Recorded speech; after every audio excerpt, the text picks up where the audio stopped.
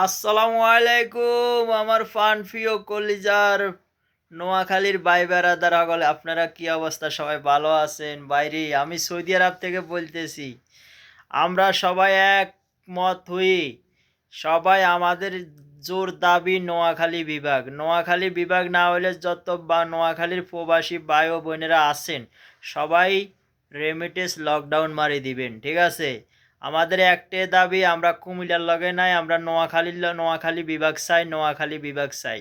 আর কুমিল্লার কাছে কি আছে আর আমাদের কাছে কি আছে? আমরা যদি ফেনী মহিফল বন্ধ করে দিই আর হাতিয়াস চেয়ারম্যান গার্ডের তন ধরি এদি জাহাজ চলাচল বন্ধ করে দিলে কুমিল্লা কুয়ান্দি মুহূর্ত চ্যানেল লগে বাসি যাইব, কুমিল্লার মানুষ কইতেও হইতো না। কুমিল্লার কাছে কি আছে?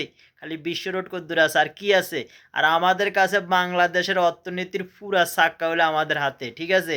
তাহলে আমাদের দাবি হলো সবচেয়ে মারাত্মক দাবি, আমরা নোয়াখালী বিভাগ চাই, নোয়াখালী বিভাগ চাই।